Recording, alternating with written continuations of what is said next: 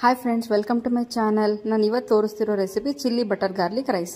ಹೇಗೆ ಮಾಡ್ಕೊಂಬರೋದು ನೋಡೋಣ ಬನ್ನಿ. ನಾನಿಲ್ಲಿ ಅಮೂಲ್ದು ಬಟರ್ ತೊಗೊಂಡಿದ್ದೀನಿ. ಒಂದು ಸ್ವಲ್ಪ ಕರಿಬೇವು, ಒಂದು ಸ್ವಲ್ಪ ಬೆಳ್ಳುಳ್ಳಿ, 1 ಸ್ಪೂನಷ್ಟು ಜೀರಿಗೆ, 1 ಸ್ಪೂನಷ್ಟು ಕಾಳು ಮೆಣಸು, ಒಂದು ಅರ್ಧ ಸ್ಪೂನಷ್ಟು ಕಡಲೆಬೇಳೆ. ನಾನಿಲ್ಲಿ ಒಂದು 3 ಹಸಿಮೆಣಸಿನ್ಕಾಯಿ ತೊಗೊಂಡಿದ್ದೀನಿ. ಆಮೇಲೆ ಒಂದು ಸ್ವಲ್ಪ ಕಡಲೆ ಬೀಜ. ನಾನಿಲ್ಲಿ ಅರ್ಧ ನಿಂಬೆಹಣ್ಣು ತೊಗೊಂಡಿದ್ದೀನಿ.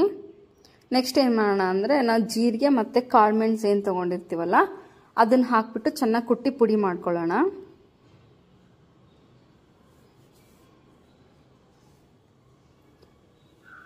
ನೆಕ್ಸ್ಟ್ ಏನು ಮಾಡೋಣ ಅಂದರೆ, ನಾನಿಲ್ಲಿ ಬಟರ್ ಹಾಕ್ತಾಯಿದ್ದೀನಿ, ಬೆಣ್ಣೆ. ನಿಮ್ಮ ಮನೇಲಿ ಏನಾದರೂ ಹೋಮ್ ಮೇಡ್ ಬೆಣ್ಣೆ ಇತ್ತಂದ್ರೂ ಕೂಡ ಹೋಮ್ ಮೇಡ್ ಬೆಣ್ಣೆ ಹಾಕ್ಕೊಳ್ಳಿ. ಬೆಣ್ಣೆ ಫುಲ್ ಕರಗಲಿ. ಬೆಣ್ಣೆ ಕರಗಿದ ನಂತರ ನಾನಿಲ್ಲಿ ಸಾಸಿವೆ ಹಾಕ್ತಿದ್ದೀನಿ, 1 ಸ್ಪೂನಷ್ಟು.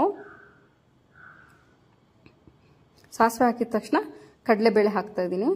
ಈ ಬೆಣ್ಣೆ ಸ್ವಲ್ಪ ಕಪ್ಪಗೆ ಬರುತ್ತೆ, ಬಟ್ ರೈಸ್ ಏನು ಅಷ್ಟು ಆಗಲ್ಲ, ಚೆನ್ನಾಗಾಗುತ್ತೆ. ಆಮೇಲೆ ಕಡಲೆ ಬೀಜ ಹಾಕ್ತಾಯಿದ್ದೀನಿ. ಅದೆಲ್ಲನೂ ಫ್ರೈ ಮಾಡ್ಕೊಳ್ಳಿ ಸ್ವಲ್ಪ. ಅದು ರೋಸ್ಟ್ ಆದಮೇಲೆ ನಾವು ಬೆಳ್ಳುಳ್ಳಿನ ಸ್ವಲ್ಪ ಜಜ್ಜಿಟ್ಕೊಳ್ಳೋಣ.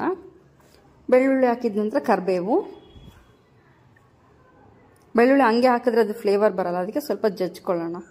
ನೆಕ್ಸ್ಟ್ ಅದಾಗಿದ್ದಾದಮೇಲೆ ನಾನು ಹಸಿಮೆಣಸಿನ್ಕಾಯಿ ಹಾಕ್ತಾಯಿದ್ದೀನಿ.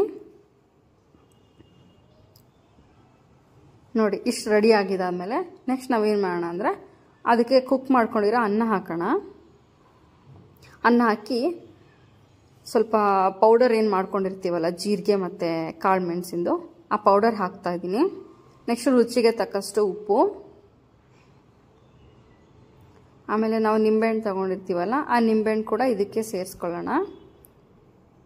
ನೀವು ಈಗಾದ್ರೂ ನಿಂಬೆಹಣ್ಣು ಸೇರಿಸ್ಕೊಂಡು ಮಿಕ್ಸ್ ಮಾಡ್ಬೋದು, ಇಲ್ಲ ಸ್ವಲ್ಪ ಅನ್ನ ಮಿಕ್ಸ್ ಆಗಿದ್ದಾದ್ಮೇಲೆ ಅಂದರೂ ಹಾಕ್ಬೋದು. ನೋಡಿ, ನಾನಿಲ್ಲಿ ಅರ್ಧ ನಿಂಬೆಹಣ್ಣು ಹಾಕ್ತಾಯಿದ್ದೀನಿ. ಹಾಕಿ ಚೆನ್ನಾಗಿ ಮಿಕ್ಸ್ ಮಾಡ್ಕೊಳ್ಳೋಣ. ಮಿಕ್ಸ್ ಮಾಡ್ಕೊಂಡಿದ ನಂತರ ನಮಗೆ chilli butter garlic rice ready ಆಗುತ್ತೆ. ತುಂಬ ಟೇಸ್ಟಿಯಾಗಿರುತ್ತೆ. ಆಮೇಲೆ ಬೇಗನೂ ಆಗಿಬಿಡುತ್ತೆ. ನಿಮಗೆ ಒಂದು 5 ಮಿನಿಟ್ಸ್ ಅಷ್ಟು ಸಾಕು. ಸೊ ತುಂಬ ಟೇಸ್ಟಿಯಾಗಿರುತ್ತೆ. ಒಂದ್ಸಲ ಟ್ರೈ ಮಾಡಿ. Thank you so much. Please ನನ್ನ ಚಾನಲ್ ಸಬ್ಸ್ಕ್ರೈಬ್ ಮಾಡಿ.